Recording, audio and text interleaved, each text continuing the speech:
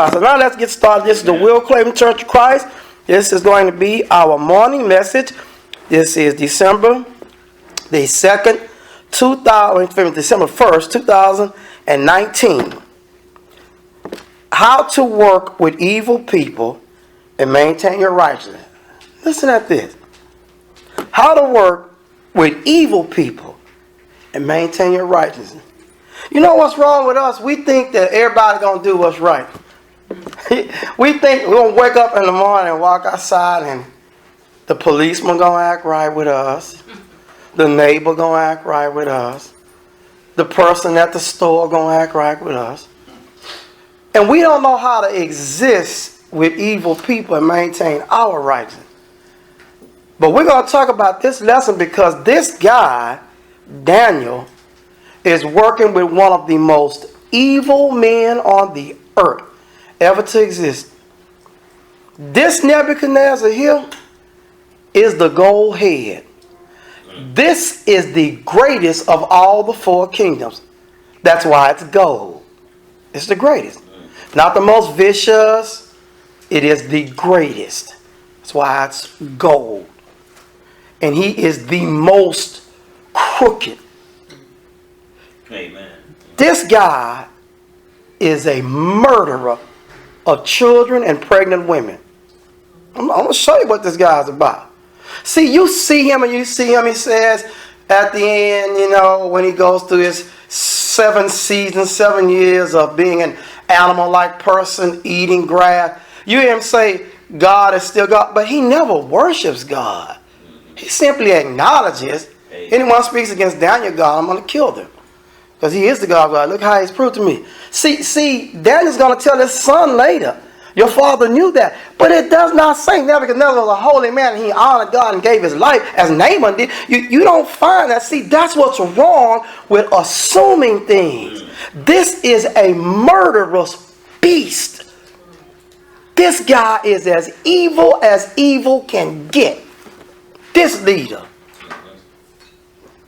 But Daniel knows how to handle him. See, that's what you and I, because see, this is a glimpse of the world. Daniel is in the world, but he's not of the world. You're not going to get a Nebuchadnezzar to act right. But you can control you so that you will act right. And thereby you can get your credit, your crown, and your victory. And see, this is a thing you find it sometimes in the church. And if you can't function in this realm, you'll be like everybody else on TV and the newspaper, getting in trouble, blowing up on people. Because you got to understand, Paul says in 1 Corinthians chapter 5, you would have to leave the world to get away from sinners. They're everywhere. But you are separate, but you still love them, help them when you can. But you have to know how to function. Now let's see. What does this great man Daniel do? I want to first show you how evil this guy is, so you have a real healthy understanding of this Nebuchadnezzar, this leader of this wicked kingdom Babylon. You know how wicked Babylon is? Babylon is the prototype in Revelation, talking about how evil nations exist. That's how it's called. Babylon, even in Revelation, it says Babylon is fallen. So evil nations fall, man. And Babylon is like the mother of them. That's what I'm saying. This is the worst guy I can think. This is one of the worst guys. Full power. And crazy as a bed bug, as some old folks say. But Daniel knows all that. So you're thinking that he's not no good dude. Daniel's the good guy. Amen. And you and I got to be that good guy to function, as Jesus said, in an adulterous and sinful generation. Jesus summed up this age you're in, this lifestyle, these people you're around that exist. Adulterous and sinful generation. And you know what else? The writer of Hebrews says, the world is not even worthy of the righteous. It's not even worthy. The world is not worthy of the righteous people that live in. That's why the law is going to take us out. See, I have to understand what you did. If you know what you did, then you know how to handle. Okay, let's think about this for a moment. Okay, now, if you will, let us look at 2 Kings chapter 25. Show you a glimpse here. 2 Kings 25. You have a good idea what you're dealing with. Then you have a good understanding. See, because sometimes a person will walk in the house, somebody broke in the house, and they'll beat them down and end up killing the house owner. See, we walk into, that's his house. He didn't realize in the restrooms, the guy hiding just broke into the back door, and he ends up killing the homeowner. He didn't know what he came into. You got to know what you're stepping into. 2 Kings chapter 25, verse number 1. It says, "It came to pass in the 9th year of his reign, in the 10th month, in the 10th day of the month, that Nebuchadnezzar," watch it, there we go, that's his, king of Babylon, came, he and all his hosts, against Jerusalem. Now see, when you understand that God allowed Nebuchadnezzar to come in and beat Israel up because they were wicked, you have to understand he still doesn't like it. You must have a healthy understanding of when God allowed a nation to defeat Israel, he did not like them because they were still his chosen. They were just wicked. Amen. And he would always pay back the nation for destroying them all the time. So you look at that like they're not in cahoots together. They're not working together. It's just God has stepped back. Okay, let you come on in. It's like he did the devil. You think God's in cahoots with the devil? He lets the devil step on in and wreak havoc in Job's life. Then step on in and wreak havoc in Job's health. He's not hooked up with the devil.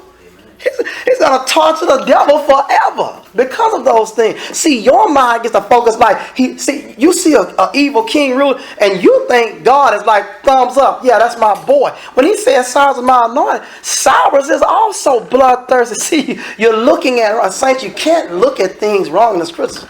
If you look at things wrong in the scripture, you'll be talking crazy and people be looking at you, what are they talking about? You're confusing people.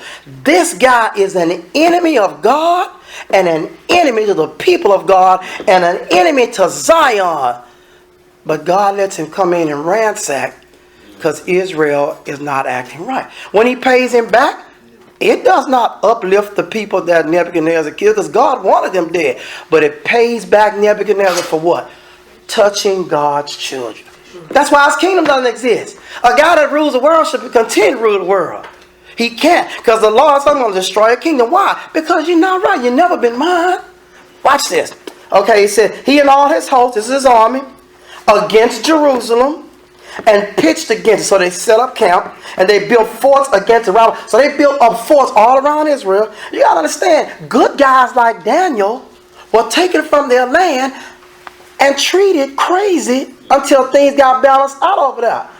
I'm supposed to take Daniel out of his land. See, that's the kind of thing you have to understand. You must understand the judgment of God and how he makes a decision. Don't go around giving people thumbs up because they said a couple of good things about God. Like God is together with them. Synergy, they connected. No way. See, this is the importance of coming to church to see, look at how God operates. See, you've got evil leaders right now on the earth. And you think because they exist and they don't think that God is with them, you are sadly mistaken. Amen. Just because God let them rule does not mean that God is going to bless them at the judgment. It does not mean that God is for them. He's just letting them rule. The Lord is clear. I raise one up, put him down, I raise another up, and I pull him down. God is only with the righteous. Cyrus was his anointed for one purpose, to allow them to go and rebuild the kingdom again. He never said he's going to save him. Anointed means selected. Never call Cyrus his child prophet. And you hear Jesus say one good thing about Cyrus? You have to understand, and it's important because this is how the lines get blurred and the lost become the saved. And the saved become the lost. And then when we speak, we're speaking out of turn. Verse 2. And the city was besieged until the 11th year of King Zedekiah. So all the way to King Zedekiah, this guy, look at all these years, he is coming in regularly, beating up and killing Israelites. They're still Israelites. It doesn't matter if they're evil. God is going to say it's still mine. And it looks like it's God double time. God is saying, look, I let you do this for a purpose, but I'm going to get you later. Because God is saying, I'm the king. I know all things that's going on. Verse 3. And on the 9th day of the 4th month, the famine prevailed in the city. Now a famine hits the city. In addition to them getting ransacked and besieged, a famine hits. Wow. This is how angry God is with Israel. And there was no bread for the people of the land. And the city was broken up. And all the men of war fled by night by the way of the gate between two walls. And this is Israel's army leaving, which is by the king's garden. Now the Chaldees were against the city round about. And the king went the way toward the plain. And the army of the Chaldees pursued after the king. Now watch this. Now the king is trying to escape of Israel. And Nebuchadnezzar and his bloodthirsty, murderous army is chasing him down. And overtook him in the plains of Jericho. And all his army was scattered from him. So they took the king and brought him up to the king of Babylon to Riblah. And they gave judgment upon him. Now listen what's happened. They have taken over the city of God. That's how you know this. That's how you know God's going to get them later. And they have become the judges of Israel. How can the law judge the righteous? And they're going to bring them to court. But this is what God is letting happen. That's not his leader. This is an enemy army. Now he says, and now look what he's going to do. Now you think this a righteous guy? You think Nebuchadnezzar is righteous? I'm reading this. Look at verse 7. And they slew the sons of Zedekiah before his eyes. You killed the king's son before his eyes. See, you're looking at it from, okay, this was God allowed. But God still has a problem with what he does. That's why he says, Babylon, you're going to fall because of what you did to Jerusalem. Let me share something with you, brethren. Visitors alike. People listening, wherever you're at. God is the God of the earth. And God knows when nations come against nations. And he sends nations to destroy other nations. But neither of those two nations even belong to him.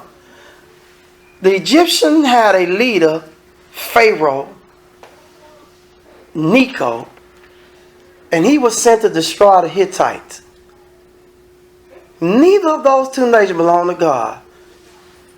But the Pharaoh tells Josiah, your God told me to do this. And he's right. He's right. So you say, well, how do you know that? Because you got prophets all day long going and tell all the nations, God wants you to do this. See, God don't tell Josiah everything he did.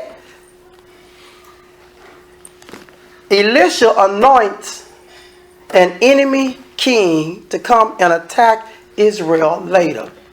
Did you not know that? Elisha anoints an enemy king to come and attack Israel later. He picks him. This is what happened. He says, okay, you're going to come and attack Israel later. And he anoints him. He selects him. And he cries about it. He says, why would I do this? He said, because it's the prophecy. So someone came and told Pharaoh, I want you to go whoop the Hittite. And Josiah got in the way. That's what's wrong with saints. We think God got to talk to us before he does a thing. No, he don't. We think if we see enemy nations fighting each other that God don't have nothing to do with it. And then a saint go get into the battle and you lose your life for nothing. That's not your army. You have to know your place in this world and society. So what happens is he goes in battle and he gets killed. Because it's not your war, Josiah. And the king tells him, this is not your battle. God is a God everywhere. And if God says a nation is going to get destroyed, there's going to be a war, you don't have a voice to say that. You don't have anything to say if it's right or wrong. Stay out of it. That's not your business. That's why saints need to understand their role in politics. You have to know when to be quiet on the side. Because you're not God. And he didn't come tell you anything, Josiah. So don't say nothing. Because you don't know what's going on. But God does. What role have we been given? Teach the truth about the Lord. Amen. And let everybody know if you do sin, he come and get you. Now that we do know.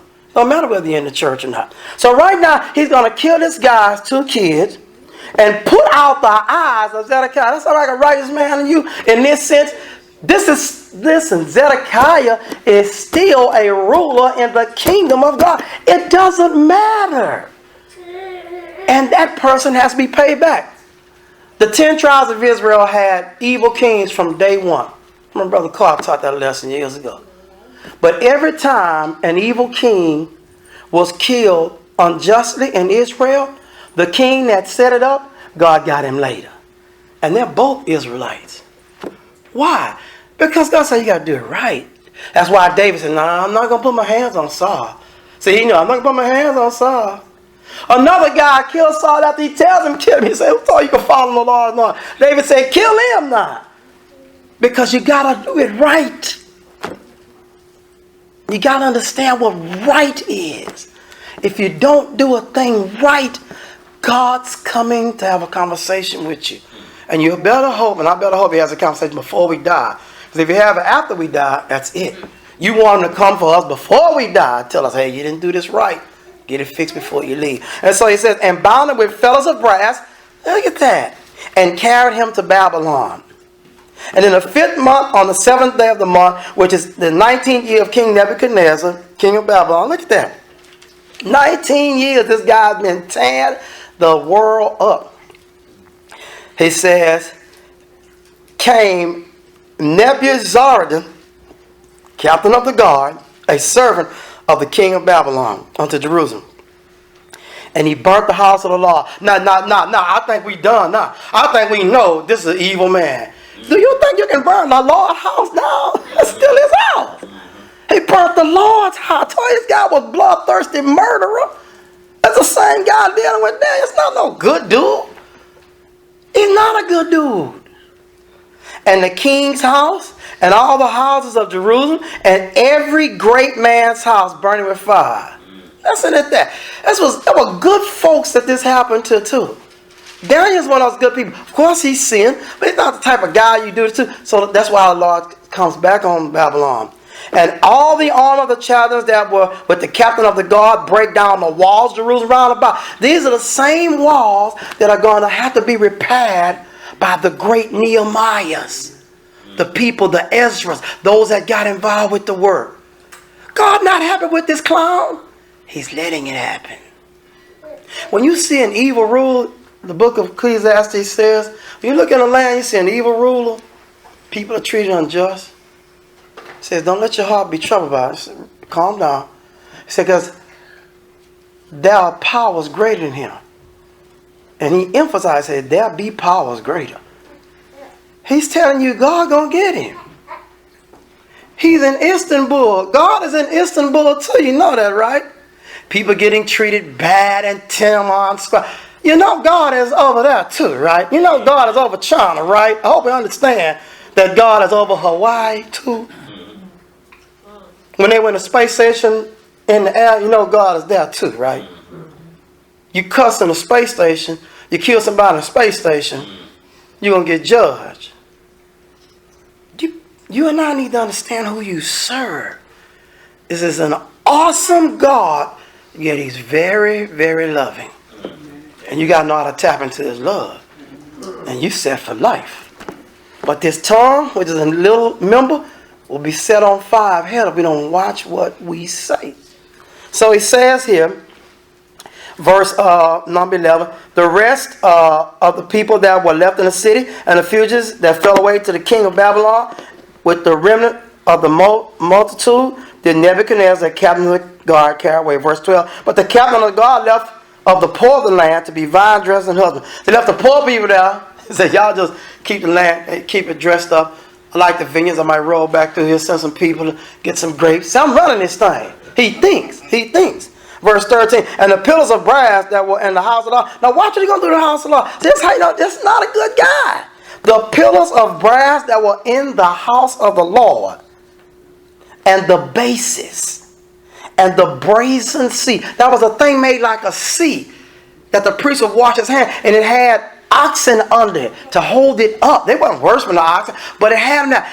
This was something that Solomon put together by the commandment of the Lord. How to put it together? Look what he gonna do. That was in the house of the Lord. They break it in pieces. You see that? You think God's going, yay? That's still his house. That's his stuff. Would you get hyped up if God bust your big screen with a hammer? This is his stuff. And carried the brass of them to Babylon. You'll never get that thing back, right?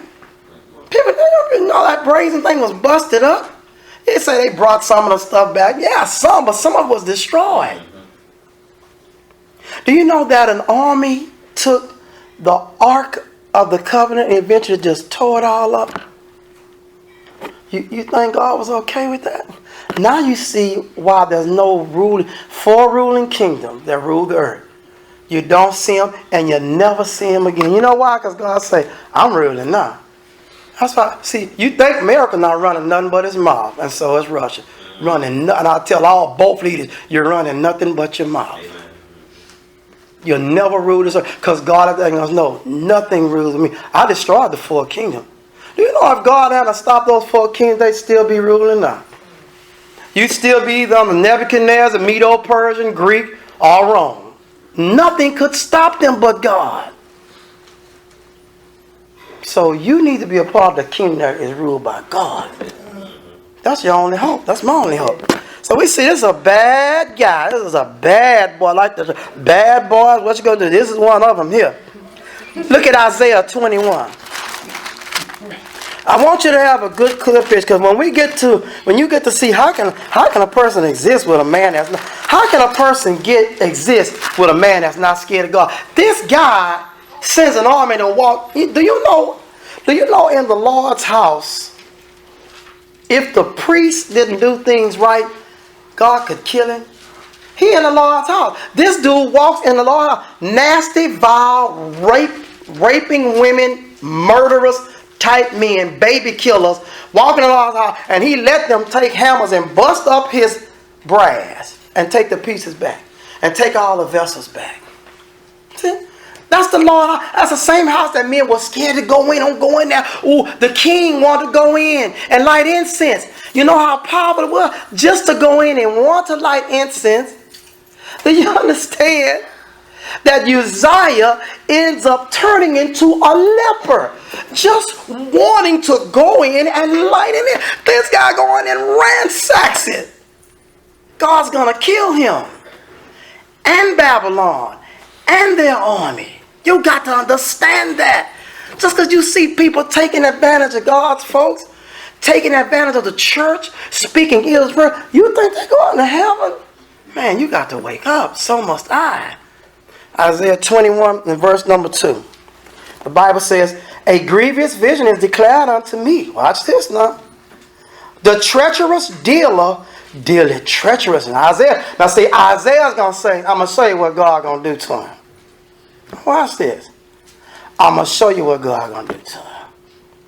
Do you know they think Isaiah's crazy? Because he's telling this stuff before it even happens. Isaiah's talking about what's going to happen before it happens. And they haven't even got to Nebuchadnezzar yet to fully do his dirt. And Isaiah said, I'm going to tell you what's going to happen to him after he does his dirt. Showing you God has never been with this clown. Look what he says. He says, and the spoiler spoiled. Go up, O Elam. Listen to me, saints. Listen to me, visitors. Those around the world. Besiege. Now look what he's saying. O Media. All the signs thereof are made to cease. He's talking about Babylon, and Media is the Medo-Persian kingdom that's going to come to destroy. Isaiah is talking about a guy who hasn't fully risen to his peak yet, and then talking about how God going to take him down later. See, that's why God said, I'll tell you in advance before it happens. He said, because I know what type of people I'm dealing with. You'll think you thought of it yourself. He says, I'm going to tell you before it happens. So you haven't got besieged. You haven't got tore from the floor up. And then I'm going to tell you what I'm going to do to the guy that's going to do it. That's the Medo-Persian kingdom. Isaiah's not going to even be alive when it happens. Isaiah's also going to talk about Cyrus, and he's not going to be alive when Cyrus takes off. You heard the brother read? This guy Daniel rules all the way from this Nebuchadnezzar to Darius, which is Medo-Persia, to Cyrus. He still rules. He exists in a position of honor all the way to Cyrus. This guy Isaiah's going to talk about Cyrus before they even tear the city up. Media. He's saying, rise up, Media. This is a vision. Go get them for me. What? Verse 3. Therefore are my loins filled with pain. Pains have taken hold upon me, and the pains of a woman that travailed, like a woman having a pregnancy pains. I was bowed down at the hearing of it. I was dismayed at the seeing of it. Man, I say, man, this thing, my dude. He said, man, just to see. I'm like a woman in pain for labor. He said, this is some heavy stuff what God gonna do. My heart pained. Filthiness will fight me. The night of my pleasure hath he turned into fear to me. Prepare the table. Watch in the watchtower. Eat, drink, arise, you princes, and anoint the shield. He said, get ready for battle. You fixing to whoop Babylon good. Yeah, that's why they thought Isaiah was crazy. Isaiah said stuff that hadn't even happened yet. And everything happened. He said, Isaiah was told to loosen your belt and let your pants hang down like the youngsters do, showing their backside. He said, I want you to do that. He said, because when I come in and bring Nebuchadnezzar to whoop Israel, they're going to run to the Ethiopians. See, the Ethiopians were, in history, massive, big army that handled this business all the time.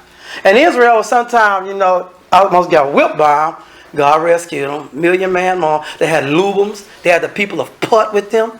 You couldn't handle Ethiopia. And God said, I know what they're thinking, Isaiah. They're thinking Ethiopia's going to help them. But this time, this guy, Nebuchadnezzar, is going to whoop everybody. It says, tell them that how you wearing your pants. They ask you, why your backside out? Say, they're going to bring the Ethiopians paraded naked to show they're no longer number one. So don't run to them. When he besieged Jerusalem, keep your mouth closed and serve. But Israel didn't do it. They rebelled. And that's what happened. See, when Israel rebelled when he came to Jerusalem, that's what got them in trouble. They're supposed to calm down because they used to win it. They were like infinity number and zero losses. But he said, I'm going to let you get whooped. And so don't run to the Ethiopians. Some of us think we can go to Uncle Joe that's got a pocket full of money. But money can't save you when it's time to die. You know that, right? When it's really time to go to jail and God wants you in jail, Uncle Joe money can't even help. The best lawyers can't help you. Somebody going to lie on you somewhere and you are going to jail because you didn't listen to God. Some of us think we can run to the greatest leaders in the church and they pray for us. God says, I'm not answering that prayer. I'm not going to hit. He told Jeremiah, flee these people from me. I'm not going to rescue you. Because they've got to learn that I'm God by myself. And you've got to listen to what I'm saying. Because it's for your good. And they were carried away. And Jeremiah Lehman, he wrote a whole book on lamentation. I've been crying for a long time. But it didn't change anything. So now you got a situation where Isaiah's talking crazy again. They think this guy's crazy, man. I told you he's crazy. And he's telling them what's going to happen. He says here in verse number 6, for thus saith the Lord unto me, go set a watchman, let him declare what he said. And he saw a chariot with a couple of horsemen. Watch what he sees. A chariot of asses and a chariot of camels. And he hearkened diligently with much heed. Now watch the message he's bringing. Now this is what Isaiah was showing. Now I want you to go tell them what's going to happen to Babylon. They don't know about Babylon coming here. But I'm going to tell you what's going to happen. And he cried, align, my Lord. I stand continually upon a watchtower in the daytime. And I'm set in my ward whole night. I've been watching. And behold, here cometh a chariot of men with a couple of horsemen. And he answered, said, watch what the guy say. Babylon is fallen, is fallen. I told you that. I told you he never did like them. And all the graven images of her gods he had broken to the ground. This is what the Medo-Persian media is going to do on that night when the handwriting is on the wall. This is how ties in. Daniel's got to come and tell him, this is night, man. It's over for. He doesn't bring him a message of hope. He tells Nebuchadnezzar's son Belshazzar, it's over for you, man.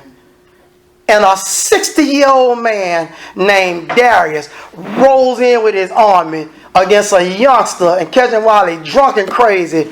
And now there's the ruler of the Medo-Persian. This is Isaiah talking about it now. I'm showing you how powerful God is. This is before Israel has been beaten down. He tells them, going to get beat down, and then he's going to whoop the guy who beat you down. We don't want to obey this God. We want to take our own personal desires and play around and do whatever we want. And this is the type of God we're going up against. This is impossible to cross God. So he says here, Babylon is fallen, all the gods is over. Verse 10, oh, my threshing in the corn of my floor, that which I have heard of the Lord of hosts, the God of Israel, have I declared unto you. Isaiah said this from the Lord. It says, crazy as it may sound to you, Isaiah says, this is how it's going down, just like this. And he's done. Now, let's go over to this guy, Nebuchadnezzar. Let's go back to Daniel. And we're going to wrap up. We'll have another part. See, because now, you don't know anybody hardly like this guy.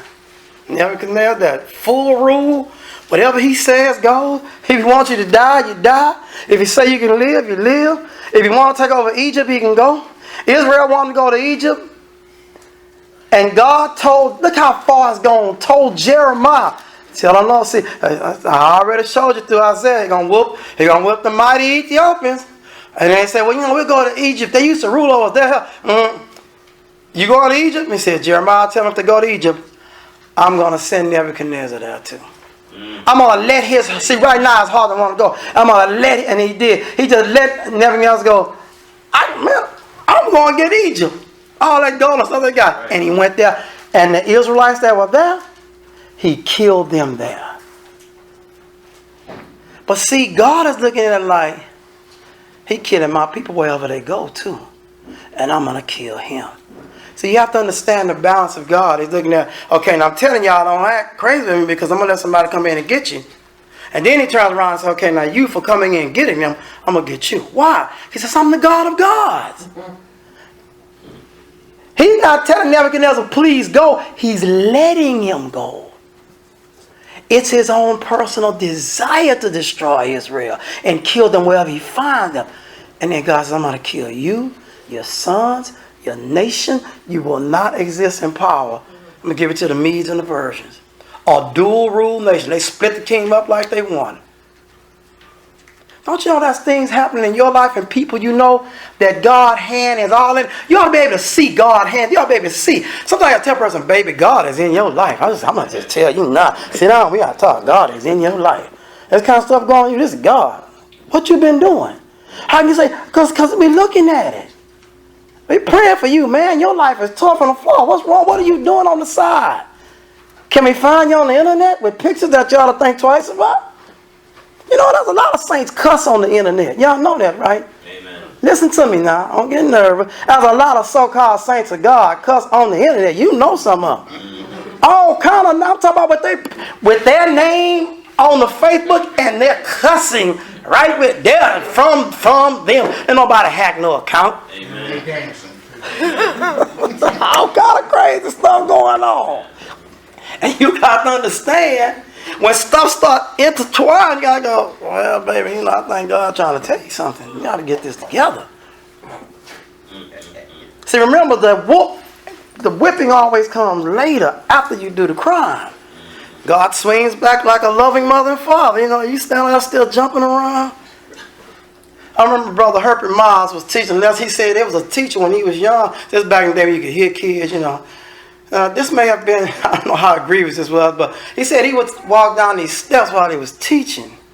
Had some steps in the class. And he would walk. He said kids would be talking to each other, playing and writing notes. And he'd walk by, continue with the lesson. He would just go whop like that, and then never miss the speech. Keep talking. And the kid would be the rest of the day quiet listening. So that's how the Lord is. He'd be going through life. Things that people living, dying, people getting sick, buildings being built, and you'll be acting crazy. He'll just walk whop and hit you and never break stride. Just keep talking to the rest who listening. You gotta understand that. Don't force God's hand against you. Let his loving arms protect you and lift you up and take you into his bosom of joy. We can give you life everlasting and make your days good on the earth right now. Now let's look at Daniel. Okay, so now we got the situation before us where Daniel has understood that this king has a great vision, and God doesn't give him the vision because he likes him, just give him the vision. Lets him know you're the big guy in the land. And I'm going to give you something you're not going to remember it, and you don't know what it's about. But there's a little guy in the land who you brought captive over here because they brought Daniel captive. He's the one that has the answer.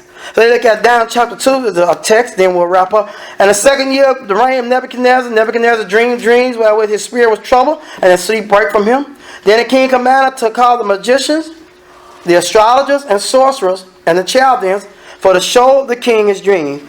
So they came and stood before the king. Now you got to remember, Daniel also, at this particular time, is known of Nebuchadnezzar. You have to understand that. See, Daniel's fixing to go down too. Because they're going to point to him. He won too. He knows stuff too. Ask him. See, it's going.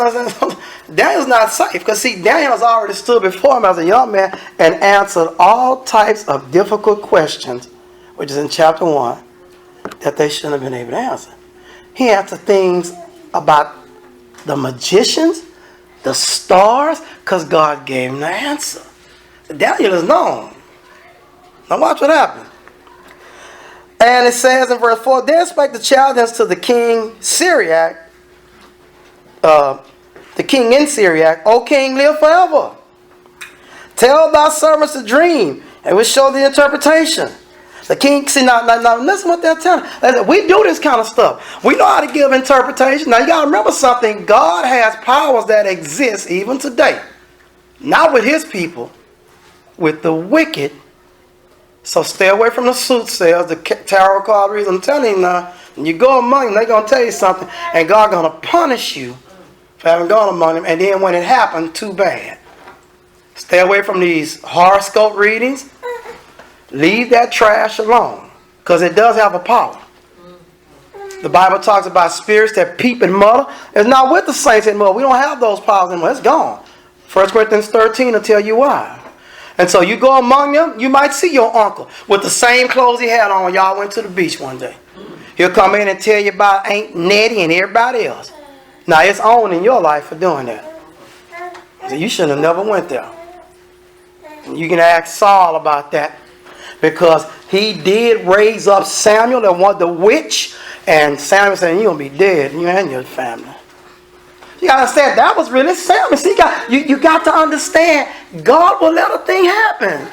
See, that's what you, now you want to tell God he can't do it. You can't tell God what to do. He let the witch bring him up. Amen. And then he said, I'm going to kill you for going to, that's what he told him, I'm going to kill you, Saul, for going to the witch. Now, you think he killed Saul, the king, what are you? You're no more than kings and priests. Revelation 1. And guess who else is going to be destroyed? Stay away from them people. Yeah, they got power. Stay away from them. The Lord said, don't go to them. Now you go to them. It's on you. You can pray all, we can pray all day. If the Lord said, no, I'm not going to answer. That's just it for you. And so he says, what is this particular thing? Verse 5, King answered and said to the child, the thing is gone from me. If you will not make it known unto me the dream, and look what he had. Look at how evil. This is his boys. This is his people. That's how evil this treacherous murderer is. He says, now look how, see, this is so stupid to tell a guy, I had a dream, I don't remember it, and I don't know what it was. And if you don't tell me, I'm going to kill you. You see how you don't think it's an evil man? What? Even his own people that are into the magician work of Satan say, man, nobody do people like this. They really want to say, man, you're crazy. And they're right. Nebuchadnezzar is a fool. You have to put people in the right light to show how do I deal with a beast like this. God gonna show us how. He said, it's gone from me. If you will not make known unto me the dream with interpretation, not just no, you got to remind me of my dream. Isn't that sad? And interpretation. You shall be cut in pieces and your house is made a dunghill. What? Man, I just woke up in the morning. I'm doing whatever he tell me. It's clowning out a dream. He don't remember and he gonna kill me because I can't tell him what he dreamed. If you think real hard about your life, you've had some dreams that troubled you and you woke up and you can't remember them. Keep living if you haven't. You're going to have one. It's just a dream. It's the course of the day, business. Something that it's trouble. You say, man, I had a dream of trouble. I don't remember what it was, man. Man, it bothered me. You're not going to remember it. The Lord said, this is how Nebuchadnezzar felt. Somebody said, well, how can you have a dream? Remember, I just had enough.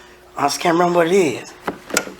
It says in verse 6, but if you show a dream and interpretation thereof, you shall receive of me gifts and rewards and great honor. Therefore show me the dream and interpretation thereof. They answered and said, Let the king tell his servants a dream. We will show the interpretation of it. He said, man, we know dream interpretation. We got this power. We've been given this power. The people that work with Pharaoh in the land of Egypt, when Moses threw down his staff, it became a snake. They threw down theirs and it became a snake. See, God let them have power. But Moses' snake ate theirs. He poured out blood. They poured out blood. They got to a certain work from God. And they looked at each other and they went and told Pharaoh, because they know who God is. Like all the people know. We can't do this one. This is from God. They told him, man, we can't. You kill us now, man. It's not going to change nothing. You can't do it. You don't even do stuff. We do the stuff. We know this is from God. What God? Not Ra, not Re. The God. The God. You think people telling you the truth, they say, I don't believe there's a God. You think you let them lie to you. They know it's a God. They don't like him. Just like people say, you're not my father. You little liar. That is your daddy. But you don't want to accept him. There's no existence on the earth that needs to be convinced there's a God. What you're dealing with is a person that has fallen out with God and don't want to accept. How can you prove God exists to anybody and you can't show him? This book only tells you by faith. Hebrews 11. Everybody tells you, God, you say, look, I love you. I want to try to help you, but I know you're angry with him about something. But he still loves you and he's trying to help you. Because I know you know he exists. And walk off from him. They'll have them up all night for a few days. Because they know you just looked into their soul. There's no existence that doesn't know God. There's no such thing that is made with human face. Humans. No such thing. They're just lying to you. See, you can't convince people there's a God. He says in Romans 1, I reveal myself to them within them. This is a one-on-one conversation we have. They know who I am. You can't prove to them who I am. You're trying to prove to them how to obey him on this planet. That's what your job is. So don't waste time in the other area, because they're fooling you and you're wasting your time. We're almost done. That's what he says here. Verse 8, and the king answered and said, I know of certainty that you would gain the time. See, he said, you're trying to buy time. And that's why you ask me, keep on asking, tell me the dreams. I'm not trying to buy time. Because you see the thing is gone from me. See, trying to buy time, trying to figure out, guess what I dream. You know I can't remember. Verse 9, but if you will not make known unto me the dreams, I'm going to tell you what I'm going to do to you. There's but one decree for you. For you have prepared lying and corrupt words to speak before me, till the time be changed. Therefore tell me the dream, and I shall know.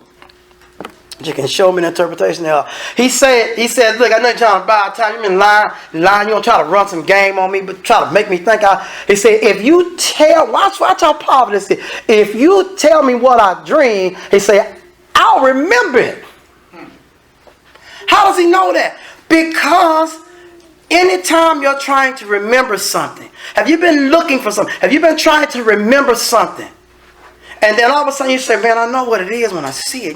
People are like, man, you're crazy. No, I know what it is when I see it. You say, there it is right there. It's inside it. Here it is. Well, I couldn't remember where it was. And Nebuchadnezzar tell me, if you just tell me what I dream, and I'm going to know. If you can tell me, okay, yeah, that's it. I remember now. Now tell me what it means. He is asking an impossible thing, and that's what makes him crazy. But God knows. Daniel don't know. Daniel just as blind as they are. But God knows Daniel. This is the story. That's how you deal with an evil person. And so what happens is, he says, we wrap up, he says, in verse 10, the Chaldeans answered for the king and said, this is not a man upon the earth that can show these kings matter. He's right. Without God, he's right. Nobody can do this. These guys are hooked up with Satan, and they know, hey man, we know crooked stuff. Nobody can do this one. But see, they're not hooked up with God. And there is nobody on the earth but Daniel. Let me share something with you, saints. You're going to have to reach a point in some of our walk that you're going to have to accept. God not going to keep sending multiple people to you on certain things. How many people did he send to save the world? One. No matter how ugly or crazy you thought Jesus was, he's the only one with the answer. There's only one man, and this is not Christ, in the world who can answer this? Daniel. He's not going to send no 3 and 4 people. See, we're used to saying that, but you have to be careful with that because that isn't factual. Some of us have been told something about one person and nobody else come and tell us, and that's it for us, and we're going to die lost because of that. Whether you're in the church or have been baptized yet. He doesn't guarantee I'm going to send about. He sent multiple people to Israel.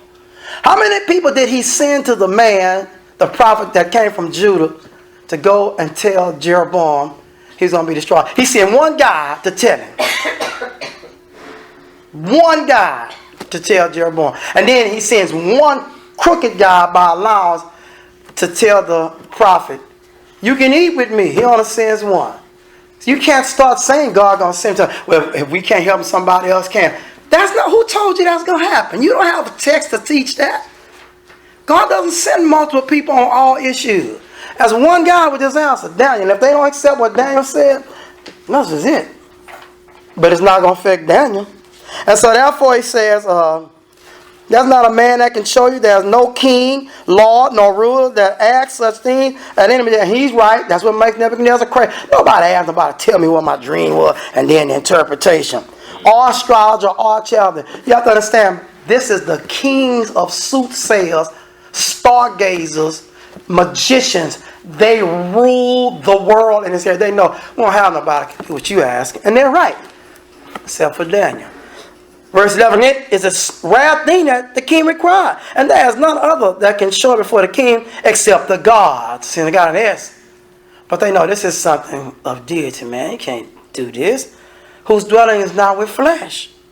For this cause the king was angry and very furious and commanded to destroy all the wise men of Babylon. Now you know Daniel on the list. Yeah, he's on the list. Because he is a wise man. He's been that way since he's young. He's killing everybody.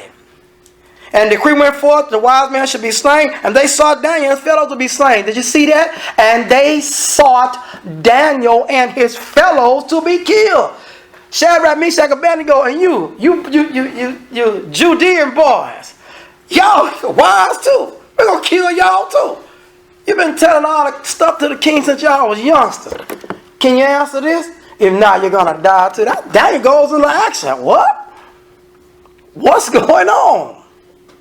Then Daniel answered with the counsel and wisdom to Arioch, the captain of the king's guard, which was gone forth to slay the wise men of Babylon. He answered and said to Arioch, the king's captain, why is the decree so hasty from the king? Why do you want to kill everybody so fast? What do you want to kill us for? What's going on? Then Arioch made the thing known to Daniel. Then Daniel went in and desired the king that he would give him time, that he would show the king terms. Now he tells the king, see now the other guy came and trying to buy time, but Daniel comes in and tells him, I need time, and I'll give you the answer. He didn't say no man on it. He said, I need time, and I'll give you the answer. Then Daniel went into his house, made the thing known unto Hananiah, Meshach, and Azariah. That's Shadrach, Meshach, and Abednego, his companions. That they would desire mercy of God. He said, man, we need to pray. We are all going to die, dude. We got to pray. It's time to go to prayer. Concerning see that Daniel and his fellows should not perish with the rest of the wise men of Babylon. You see, they going to kill them too. They don't know the answer either. Then was a secret revealed unto Daniel in a night vision. This was one of these night visions he had. Then Daniel blessed the God of heaven. Daniel answered and said, blessed be the name of the God forever and ever, for wisdom and might are his. And he changed the times, the seasons. He removed kings. I told you that. He removed kings and he set up kings. He gave wisdom unto the wise and knowledge to them that know understanding. He revealed the deep and secret things. He knoweth what is in the darkness, and the light dwelleth within him. I thank thee and praise thee, O thou God of my fathers, who hast given me wisdom and might, and hast made known unto me now what we desire of thee. Thou hast now made known unto us the king's mouth. He's thankful because he's going to die. We got to understand something. Saints, God here, when it's the end for us, you have to trust God that he's going to help you. Sometimes you're dying because of illness. Sometimes you're dying because of people coming against you. Sometimes you're dying spiritually in the sense that your reputation is being destroyed. You have to call on God. Help me know the matter. And he will if it's his desire. And so therefore now we have a situation here Well, God has been called on. He's being thankful for having been a wonderful God that answers prayer. Verse 24, then Daniel went into Arioch, whom the king had ordained to destroy the wise men of Babylon. He went and said thus unto him, destroy not the wise men of Babylon. Bring me in before the king, and I will show unto thee the king's interpretation. He saved them too. And Arioch brought in Daniel before the king in haste, and he said unto him, I have found a man of the captives of Judah that will make known to the king interpretation. Now watch what's going to happen. I'm almost done. Listen, when you are dealing with evil people, you got to learn to tell them the truth. Even if it's bad news. You know there's going to be bad news to a murderer. But he's not going to lay a finger on Daniel. Because God is going to check him. But he's going to be told, your kingdom not going to last. It's going to be 3 more after you.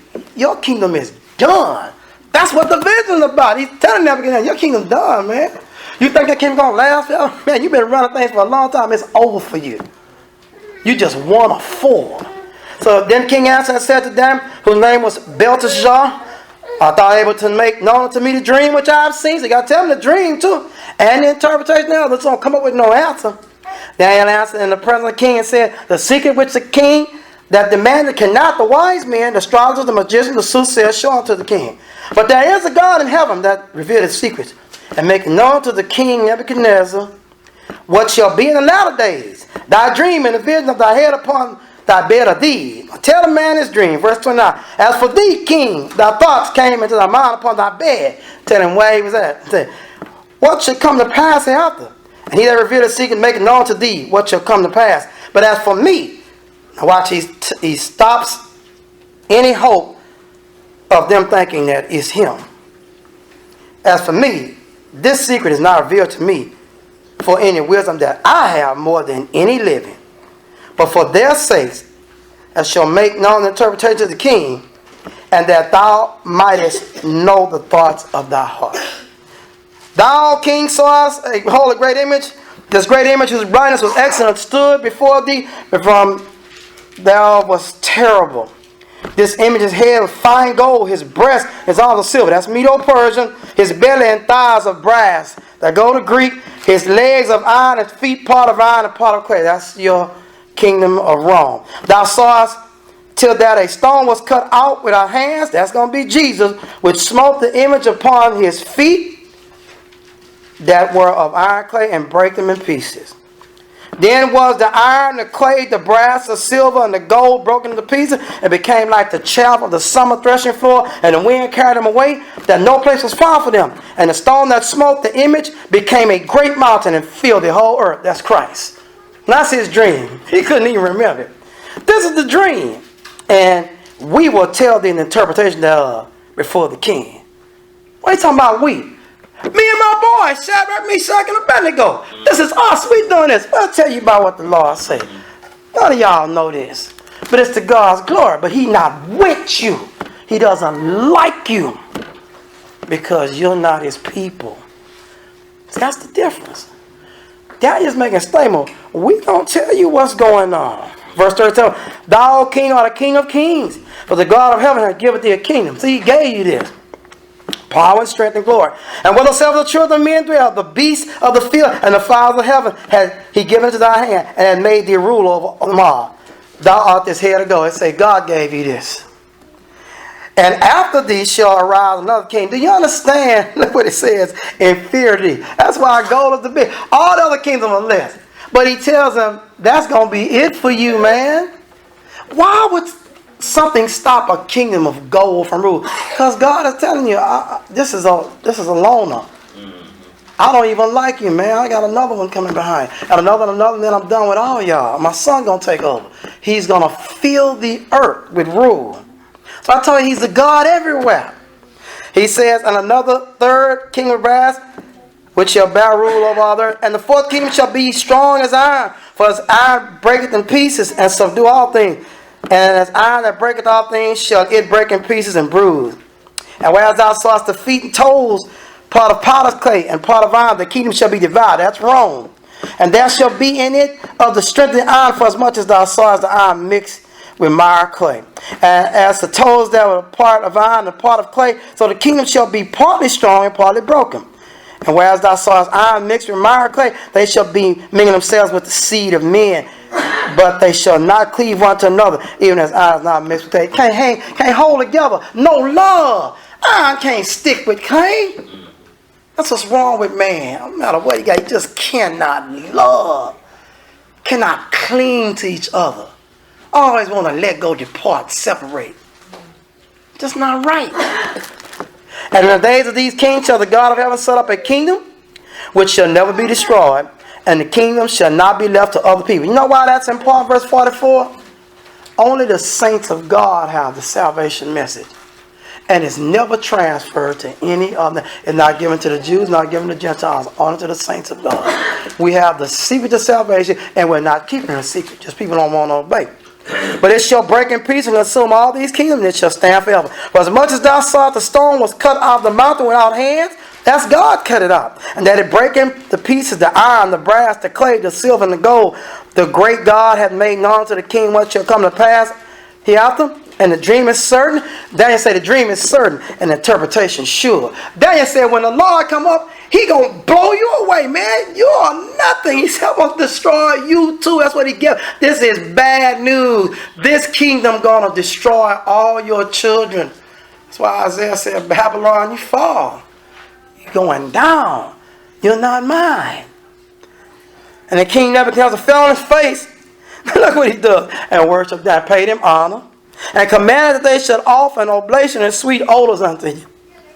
The king answered unto Daniel and said, of a truth it is that your God is a God of gods and a Lord of kings and a revealer of secret. Seeing thou couldst reveal the secret. Then the king made Daniel a great man and gave him great gifts and made him ruler over the whole province of Babylon, chief of the governors of all the wise men of Babylon. Then Daniel requested of the king, and he set Shadrach, Meshach, and Abednego over the affairs of province Babylon. But Daniel sat in the gate of the king.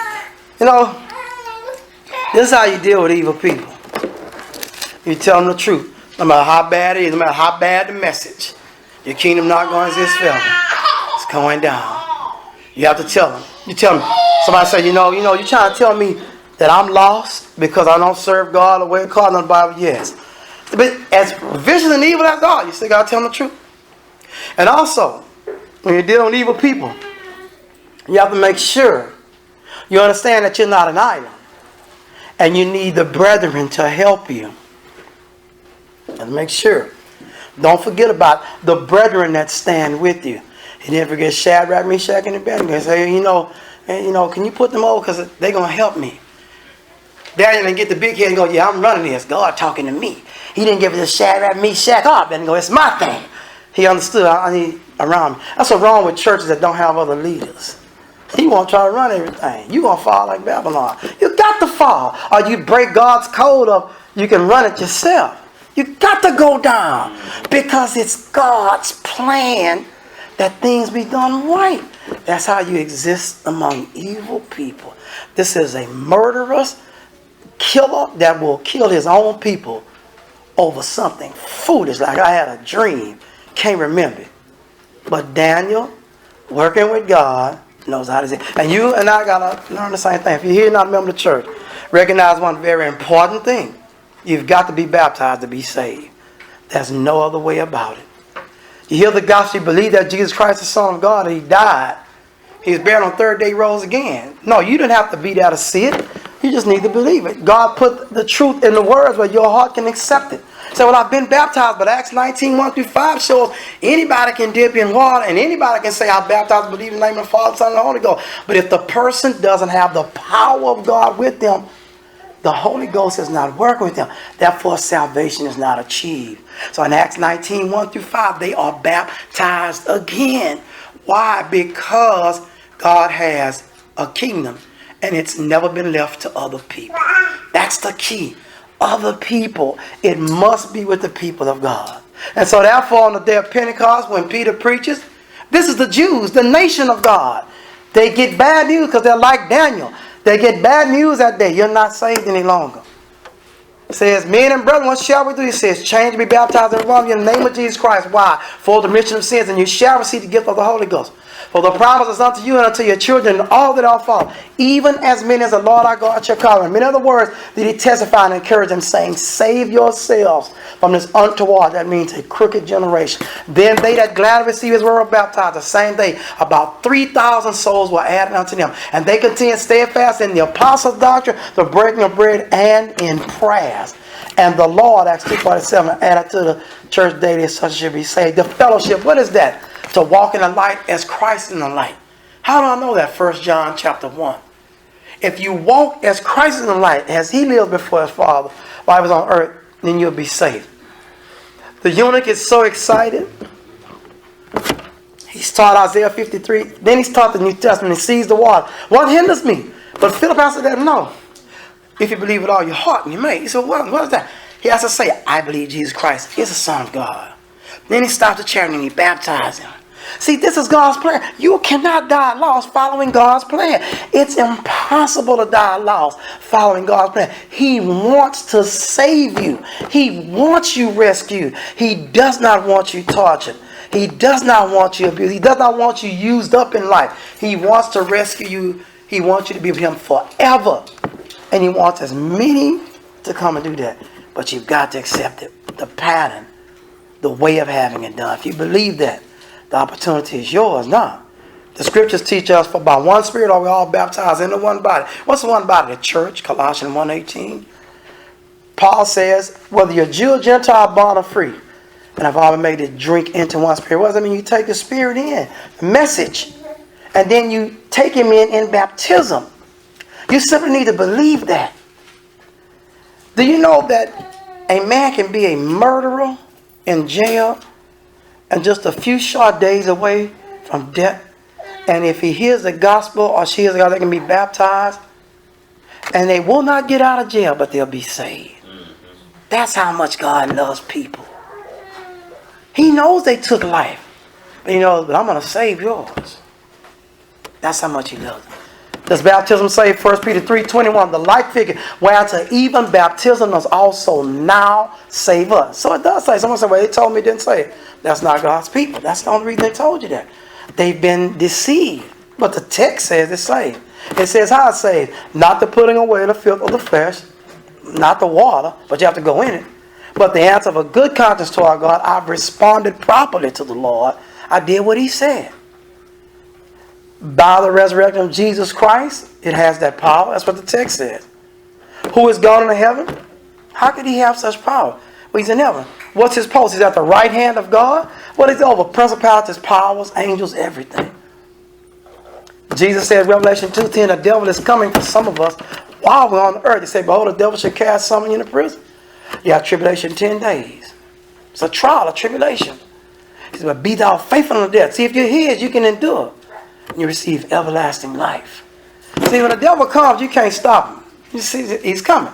Job couldn't stop him. As righteous as Job was, he couldn't stop him. The Lord had allowed him to attack. But the Lord sustained Job through. His wife said, curse God and die. Man, what's wrong with you? He said, no, we can't do that. We got to stand with God. He encouraged her. Amidst his trial, he encouraged her. I don't think that way. Because he loved her. She lost it for a moment. Too much tragedy. Children dead. My children dead. My man is dying. Curse God, let it be over. No, stand down. It's going to be okay. And he endured. God lifted him up. He'll lift you up too. But you've got to be his. You be baptized now. When you sit down, you stay standing. Identify, I want to be baptized. We can do it today, right now. You'll be safe before God. Don't let anybody deceive you. It's real. The problem is God is saying you got to believe me over everybody you know. And then I'll be with you. When all of them turn their back on you, God says, I'll be with you. No matter what you're going through. If you need to be baptized, acknowledge not. If you're afraid, just hold your hand up. But if you're here, you're a member of the church and you've gotten off track, it's time to come back. It's time to come back to God. We don't know what you've done, and you don't even need to tell us. You need to ask for prayer and renew the relationship this morning before it's too late. Because I wish and hope that we'll all be here tomorrow. But we really don't know. Your soul is too valuable. Whatever you need, come now. But together we stand and sing Heaven's Invitation. Oh, why will you linger? the fold of God. Hear you now, the invitation.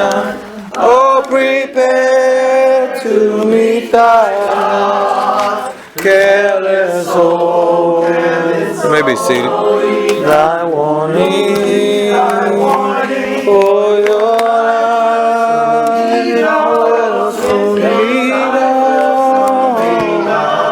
Oh, I'll say to face the judgment.